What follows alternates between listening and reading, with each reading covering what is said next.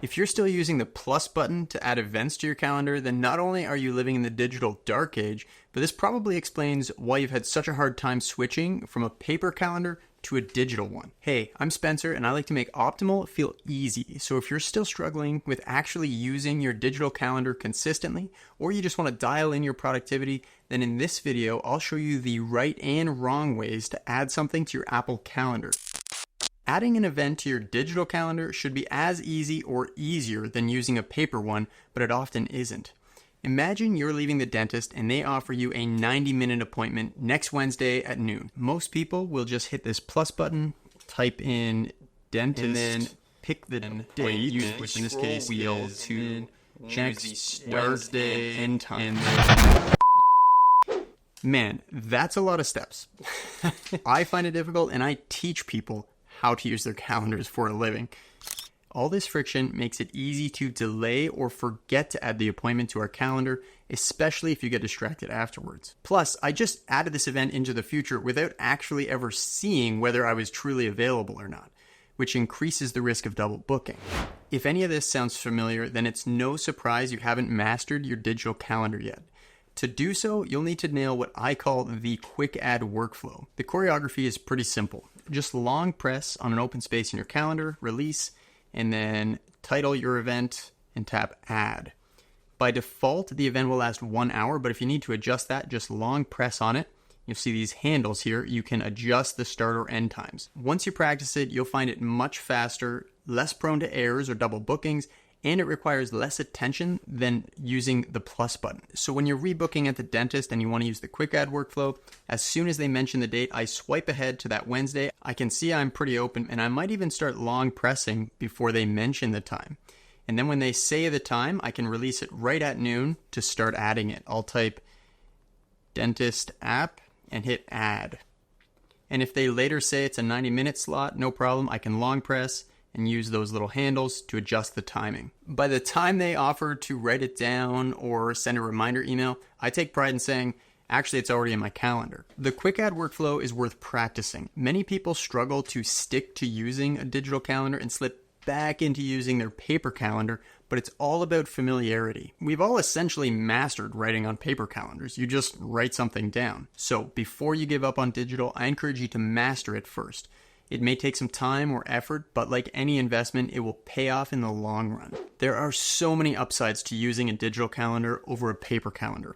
One feature I love is that it is so easy to make adjustments on the fly. I can move an event around by long pressing on it and then dragging it to a different time, or I can even move it to a different day. I'll just drag it to the edge of the screen, or I can use a free finger to swipe around to a different day. You can even jump by multiple days or a whole week by tapping or swiping across this top week bar. So I'll just swipe to a following week and drop it where I want it. Another great feature is that if you long press on an event, then you'll see a contextual menu pop up. You can cut, copy, duplicate, or even delete events right from here, which is all much faster than you could with pen and paper. So let's say I copy an event and I want to add it again at a later point in the day. Now I'll just long press as if I'm creating a new event. When I release, the copied event will auto-populate. I can tap on that and add it quickly. It already has the length and title built in. Or we could even save that step and instead duplicate it. If you worked on an essay yesterday but you didn't quite manage to wrap it up, then I could plan another work session for today. I'll simply long press and then duplicate, and then I'll drag the new event forward to today to plan another 1 hour work session. And here's another really cool feature that nobody seems to use. You can even drag things back and forth between your calendar and reminders. The two apps aren't truly linked in any way. Your calendar won't know if you mark a task complete in reminders, for instance, but it's a handy way to quickly plan your day by mapping out a few tasks from your to-do list.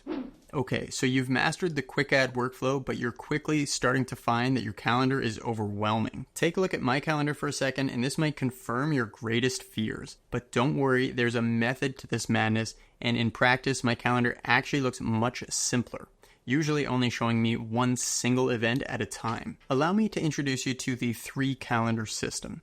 We want 3 calendars: an appointments calendar, a task calendar, and an information calendar.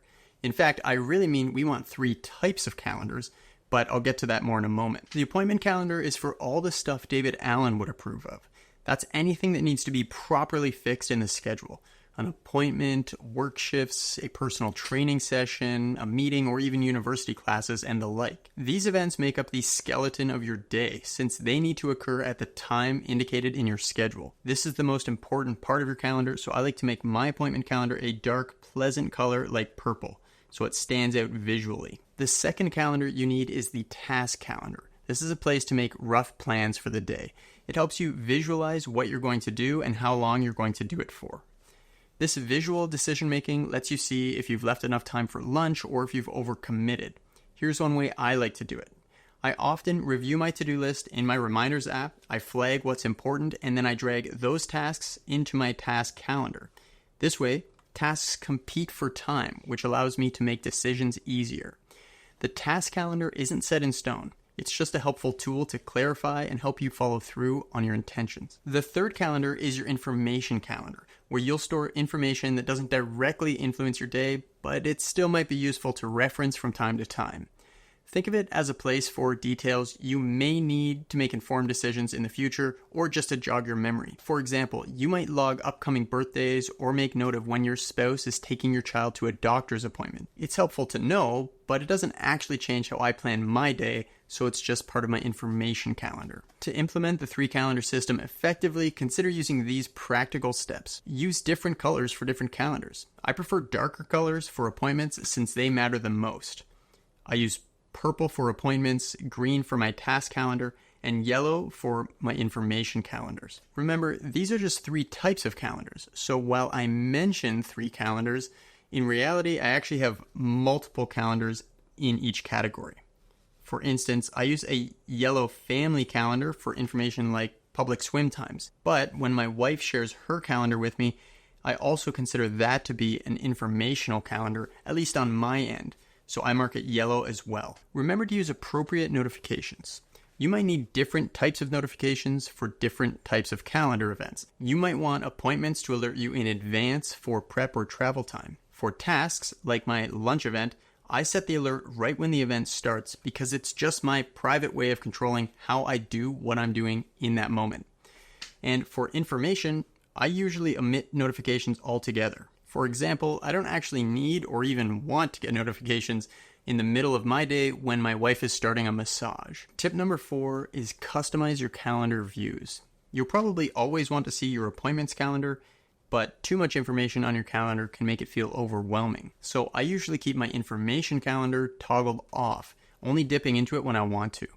On an iPhone, you can do this by tapping on calendars at the bottom and then unchecking the relevant calendars on the side. There is a big difference between getting organized and getting motivated. And if you're anything like me, then even when you feel organized, you still might not feel motivated. So check out this video where I reveal how I turned my life around, even though I never felt motivated. And if you're ready to really dive in and start turning things around for yourself, then grab my free guide to the best free apps to dial in your morning routine. I'll leave a link below. Remember, you may be just a few small changes from making optimal feel easy. So why struggle?